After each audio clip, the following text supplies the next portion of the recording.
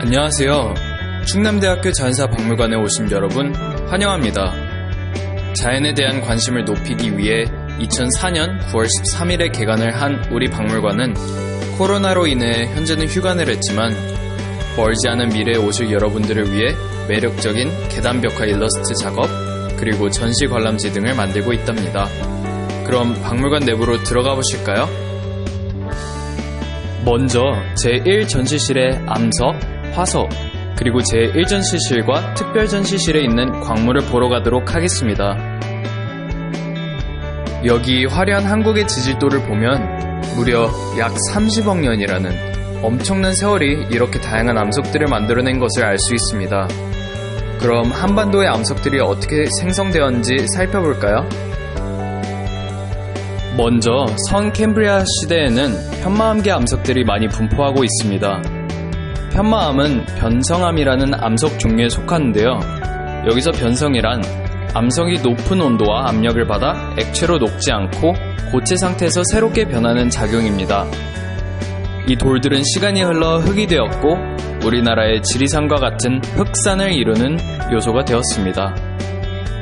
고생대뜨는 한반도의 일부, 현재의 강원도 일대가 바다에 잠겨서 만들어진 석회암을 발견할 수 있습니다.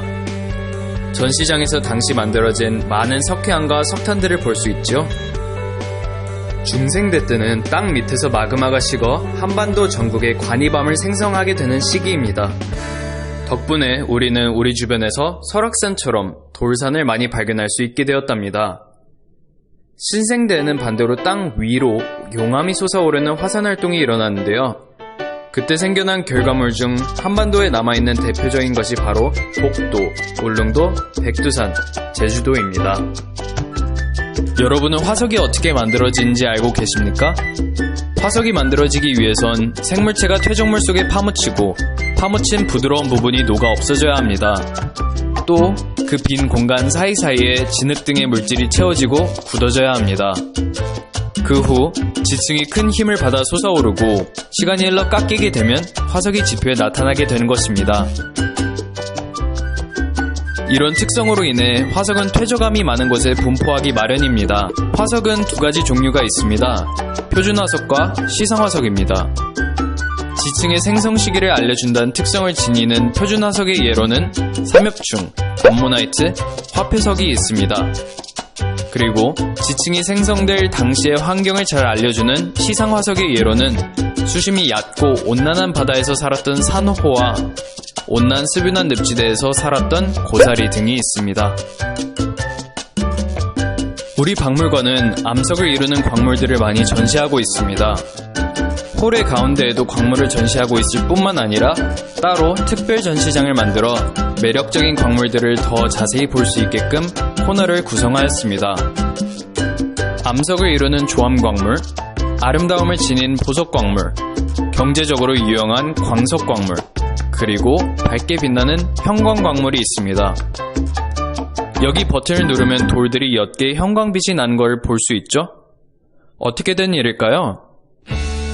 형광이란 자외선이나 X선을 쪼이면 빛이 나는 현상을 뜻합니다.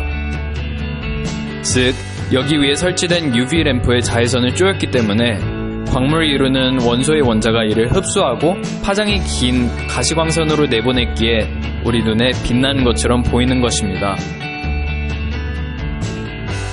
우리 충남대학교 자연사박물관에서는 크고 작은 다양한 형태의 새들을 볼 수 있습니다. 이는 새들이 사는 서식지와 먹는 먹이가 각각 다르기 때문인데요. 여기 말똥가리, 황조롱이, 독수리는 육식을 하기 때문에 발톱이 날카로우며 고기를 찢기 좋게 부리가 뾰족합니다. 참새나 방울새, 붉은머리 오목눈이는 대부분 곡식이나 작은 곤충을 먹기 때문에 부리가 무언가를 짚기 편한 오목한 모양으로 진화를 했습니다. 또 도요는 갯벌에 살기 때문에 넓은 발바닥과 개를 잡기 위해 길고 얇은 부리를 가지게 되었고, 오리들은 물속에서 헤엄치기 위한 물갈퀴와 물풀이나 곤충을 먹기 좋게 둥근 모양의 부리도 가지게 되었습니다. 제2전시장의 가운데 부분은 대전에 흐르는 금강 중 일부인 갑천, 유등천, 대전천에 서식하고 있는 동물들을 전시했습니다. 강 주변에 이렇게 많은 종류의 동물들이 살고 있었는지 알고 계셨나요? 만약 대전에 사시거나 놀러올 일이 있다면 예쁜 청길을 따라 무슨 동물들이 살고 있는지 관찰해보는 것을 추천합니다. 연구에 의하면 곤충들은 4억년 전 지구에 처음 등장했다고 합니다. 이후 시간이 흘러 곤충들은 다양한 형태로 진화를 하게 되었는데요. 현재 알려진 그 수만 약 86만여 종이라고 합니다.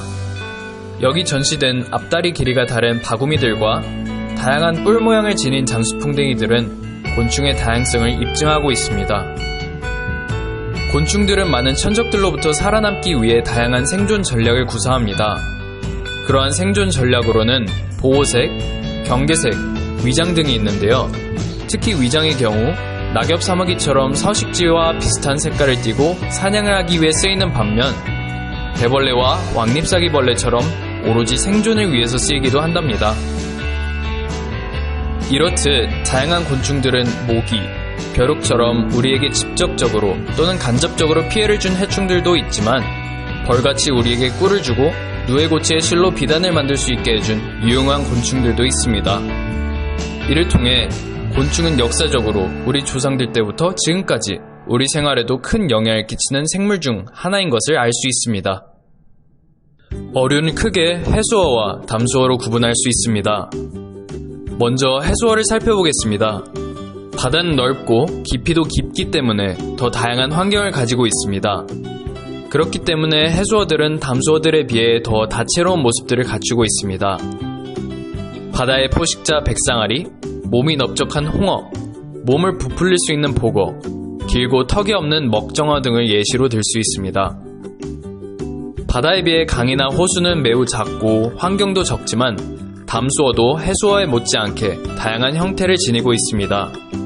모래무지, 뱀장어, 쏘가리, 버들치만 보아도 각각 많이 다른 생김새를 지니고 있음을 알 수 있습니다. 해조류 전시장에서는 세균 또는 남조류가 공생하여 만들어진 홍조류, 녹조류, 갈조류를 전시하고 있습니다. 가장 깊은 물속에서도 살 수 있는 홍조류는 푸른색의 보색인 홍색을 띱니다. 그리고 포자의 운동성이 없다는 특징을 지니고 있습니다. 갈조류는 홍조류보다는 좀 얕은 수심에 사는 종류로 다시마, 미역 같은 것이 여기에 속합니다. 마지막으로 녹조류는 조류 중에 가장 얕은 수심에서 주로 서식한 조류입니다. 육상식물과 유형 관계가 좀 가까운 편이고 화래나 해캄 같은 종들이 여기에 속합니다.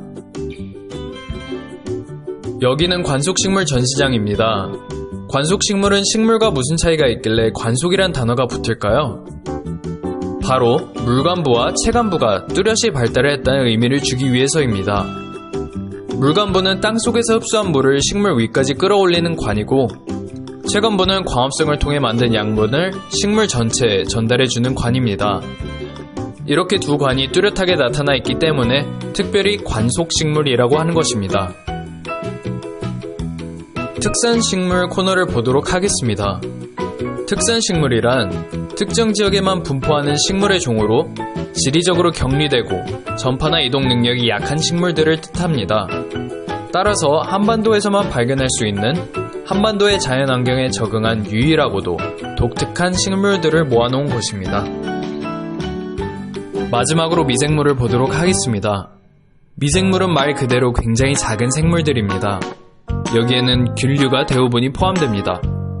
사람들이 알다시피 여기 있는 버섯들은 균류가 만들어낸 결과물입니다. 옛날에는 광합성을 하는지 안 하는지에 따라 고등식물과 하등식물로 분류를 했었는데 이 당시에는 균류는 하등식물에 속했습니다. 그러나 지금은 영양분을 얻는 방식이 식물과 다르다는 것을 알게 되었기 때문에 더 이상 식물로 구분하지 않습니다. 이렇게 해서 박물관을 모두 둘러보았습니다.